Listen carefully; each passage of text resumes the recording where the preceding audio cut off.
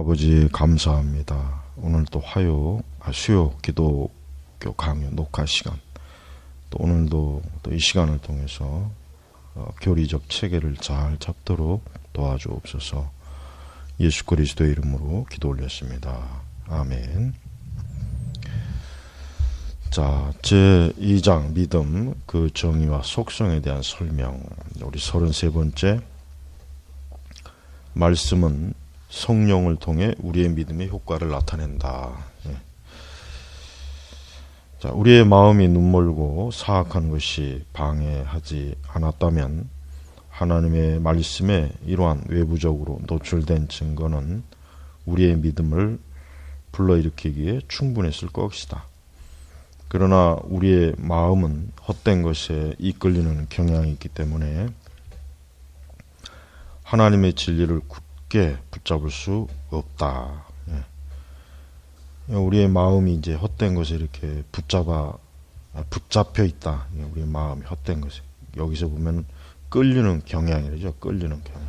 그러니까 인간의 마음은 선하고 좋은 것, 의로운 것, 이런 것에 끌리기보다는 항상 주의 또 하나님의 말씀과는 그릇된 거에 끌리는 경향이 있죠. 이 끌리는 경향이 어디에서 오겠습니까?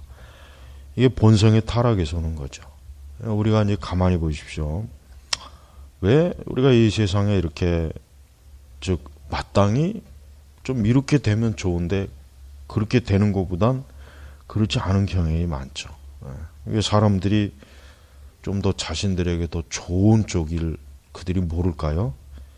어떻게 보면 알면서도 인간은 그 자기 본성 속에 뭐가 있냐면 그 자기 파괴적인 요소가 있어요. 그 자기 파괴적. 이게 타락한 본성에 있는 아주 대단히 그 나쁜 건데, 이 자기 파괴적인 요소가 이게 왜 문제가 되느냐?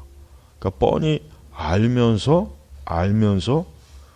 자기를 멸망시키는 길로 가는 거예요. 그러니까 이 도덕이나 윤리도 그래요. 이 도덕과 윤리를 모르는 사람이 뭐 얼마나 있겠어요. 그런데 그 좋은 길, 그러니까 분명히 어쨌든 도덕적, 윤리적으로 이렇게 살면 또 올바른 방향으로 가면 자기에게도 좋고 남에게도 좋고 다 좋단 말이에요. 근데 그렇게 가지 않죠. 왜 그러느냐? 여기 나와 있는 것처럼 우리의 마음은 헛된 것에 이끌리는 경향. 이 경향이라기보다는 성향이라고 하면 더 좋을 것 같은데 어쨌든 그래요. 그러니까 우리가 이렇게 우리 성도들은 우리 스스로가 절대 우리 자신을 믿으면 안 돼요. 그러니까 내가 내 자신을 믿으면 안 됩니다. 이건 아주 절대. 오히려 우리 성도들은 자기 자신을 가장 믿을 수 없는 사람이다. 그렇게 알고 있는 게 가장 좋아요. 그래야 우리가 우리의 마음이 헛된 것에 끌렸을 때 이게 지금 하나님 보시기에 좋은 게 아니구나. 그렇게 알지. 우리 자신을 의롭고 완전하고 흠이 없다. 그렇게 하면 큰일 나게 됩니다. 그러니까 이 세상은 항상 이렇게 마음이 헛된 것에 끌리는, 이 사람의 마음이 헛된 것에 끌리는 이 성향 때문에 이 세상에 이렇게 죄악이 많은 거예요. 죄악이. 우리가 하나님의 진리를 아무리 잘 안다고 해도 내 마음이 벌써 그 진리보단 거짓을, 죄를 더 좋아하면 그거는 뭐 아무리 진리를 알아도 소용이 없는 거란 말이에요. 언제나 우리가 알고 있는 진리를 그냥 아는 것으로 만족하지 말고 내 성향이 그 진리를 좋아할 수 있게 해달라 그래야 돼요. 그게 중요합니다. 그렇지 않으면 정확하게 율법을 알고 계명을 안다고 해도 우리 성향이, 내 경향이, 내 마음의 이 성향이 그런 걸 좋아하지 않으면 분명히 진리와는 반대로 갈 거란 말이에요. 반대. 우리가 이렇게 참 우리 마음의 성향이 약간 하나님이 기뻐하시는 곳으로 향하는 게 이게 축복입니다. 또한 우리의 마음은 우둔하여 언제나 하나님의 진리의 빛을 보지 못한다. 우둔하여, 이게 우둔. 그러니까 미련하다. 따라서 성령의 조명이 없이는 하나님의 말씀은 아무것도 할 수 없다.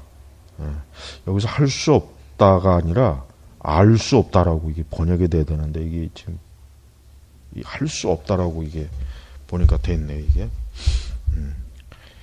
성령의 조명이 없이는 하나님의 말씀은 아무것도 우리가 이제 하나님의 말씀을 알 수 없다. 그러니까 말씀을 읽어도 그 말씀의 그 의미는 혹 알아도 그 말씀이 정말 뜻하고자 하는 하나님의 뜻을 그걸 제대로 보지 못하는 거죠. 그래서 이 하나님의 말씀은 우리 아까 여기 처음에도 나왔지만은 말씀은 성령을 통해 우리의 믿음의 효과를 나타낸다. 이게 그러니까 중요한 건 성령을 통해 성령. 그러니까 성령의 어떤 그 조명, 성령께서 말씀이 우리 마음에 효과를 나타내도록 해주지 않으면 그 말씀이 우리를 통해서 아무것도 할 수 없고, 그리고 우리도 역시 그 말씀을 통해 말씀에 대해서 모르는 거예요, 모르는 거. 그래서 우리는 이 33장의 이 부분을 참 아주 중요하게 다뤄야 됩니다. 여기에서 분명히 알 수 있는 것은 믿음은 인간의 이해보다 훨씬 더 높은 것이라는 사실이다. 그렇죠? 믿음. 우리가 어떤 무언가를 안다, 무언가를 이해한다. 우리가 철학은 이해하는 걸 중요하게 여겨요. 철학은 이해를 해야 돼. 이해. 그러나 하나님의 말씀은 그 이해뿐만 아니라 거기에 믿음이 들어가야 돼요. 그러니까 우리는 철학이나 이 세상 지식은 이해만 있으면 돼요. 이해. 그렇지만 하나님의 진리는 이해뿐만 아니라 거기에 뭐가 필요합니까? 믿음이 있어야 되는 거예요. 그러니까 믿음이 이해보다는 더 높은 차원이에요.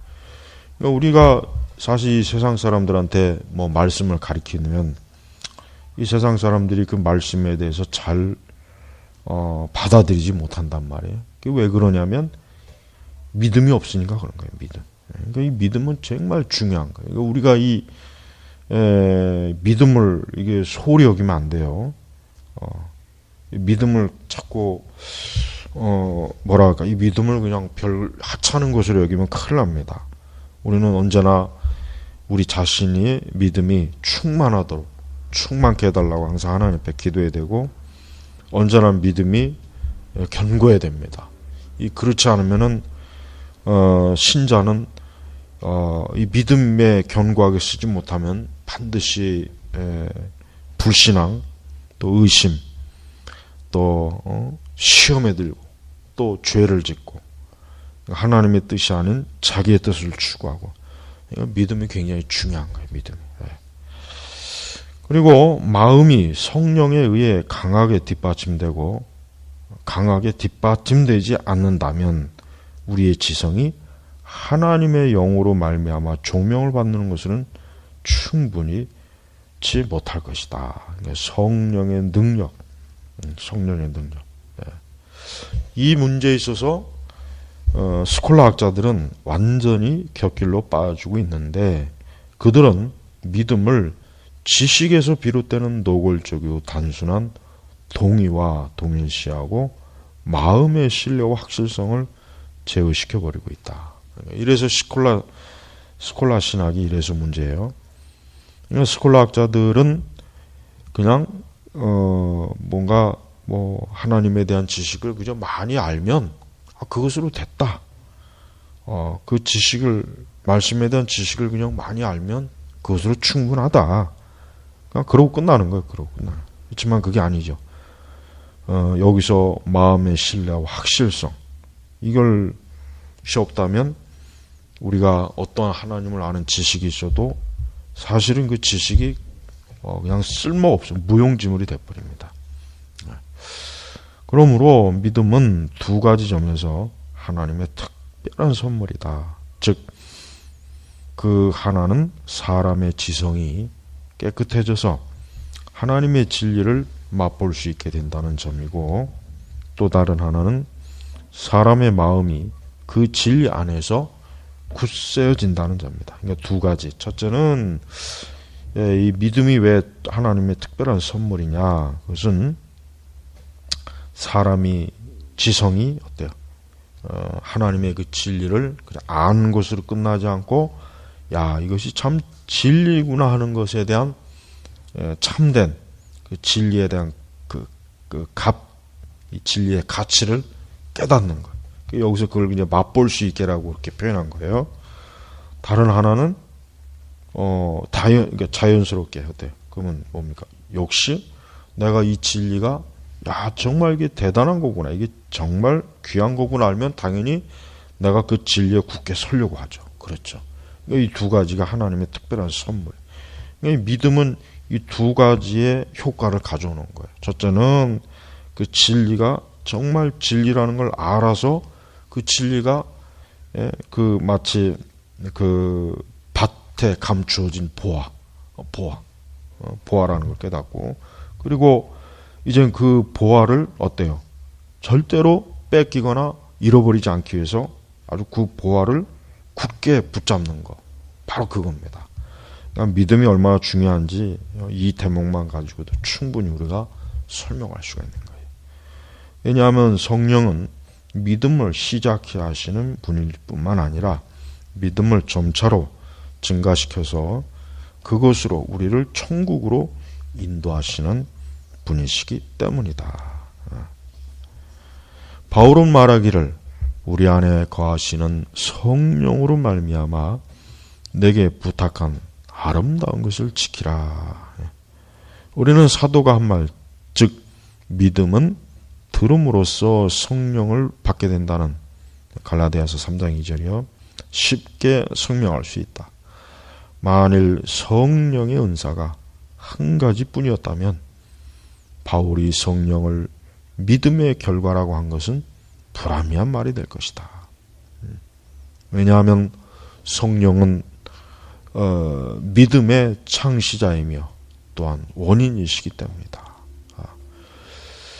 그러나 사도는 온갖 은사들로 하나님께서 그의 교회를 장식하시며 또한 믿음을 계속적으로 증가시킴으로써 교회를 온전케 하신다고 선포하고 있기 때문에 바울이 우리들 하여금 그런 은사들을 받을 수 있도록 준비해 주는 일들을 믿음에 속하는 것으로 보고 있다는 것은 전혀 이상한 일이 아니다. 이래서 이게 참 하나님의 성령의 은사, 이 믿음, 이 믿음은 참 하나님의 선물입니다. 선물. 이거는 우리가 이 믿음을 내가 막 소유하고 싶다 해가지고 사실 소유하는 건 아니죠. 정말 은사입니다. 하나님께서 거저 주시는 선물이에요. 선물. 사실상 이 말은 가장 역설적인 것으로 간주된다. 즉 믿음이 주어지지 않으면 그 누구도 그리스도를 믿을 수 없다는 것이다. 아주 너무나 중요하죠. 예수님을 누가 믿느냐? 예수님을 누가 믿느냐? 간단하게 얘기해서 하나님께서 믿음을 주신 자가 예수님 믿는다. 그러니까 하나님께서 누군가에게 믿음을 주시지 않으면 어느 누구도 예수님을 믿지 않는다. 믿을 수 없다. 바로 이겁니다. 그러나 그들이 그렇게 생각하는 것은 부분적으로는 하늘의 지혜가 얼마나 은밀하고 고상한 것인지를 생각하지 않거나 혹은 사람들이 얼마나 우둔하여 하나님의 비밀을 깨닫지 못하는지 고려하지 않기 때문이다. 그리고 부분적으로는 그들이 믿음의 가장 중요한 부분인 마음의 견고하고 확고부동한 불변성을 유의하지 않기 때문이다. 자, 이렇게 이제 믿음은 아주 우리 기독교 신앙에서 믿음은 절대적인 중요성을 가지고 있고, 이 믿음은 하여튼 견고하고 확고해야 된다. 이게 확고. 믿음이 우리가 흔들리거나 믿음이 자꾸 막 휘청휘청 되는 건 이건 굉장한 참 문제가 많은 거예요. 네. 그래서 우리가 이 믿음의 이 중대성을 우리가 잘 좀 깨닫고 믿음을 잘 이해하면 우리의 신앙생활은 굉장한 열매를 맺을 수가 있어요. 특히 이제 성령, 이 성령, 하나님의 성령에 의해서 믿음이 이게 결정되는 거예요. 그래서 우리는 절대 성령을 소홀하게 여기면 안 돼요. 칼빈은 절대 성령을 소홀하게 취급하지 않았어. 그러니까 우리가 우리 개혁주의 신앙에서 이렇게 기독교 신앙에서 이 성령을 무시하는 건 그거는 우리의 믿음 생활에 엄청난 해를 끼친다는 거. 요거를 좀 잘 안다면 우리는 믿음이 얼마나 귀한지 알 수가 있을 것입니다. 오늘은 여기까지 하겠습니다.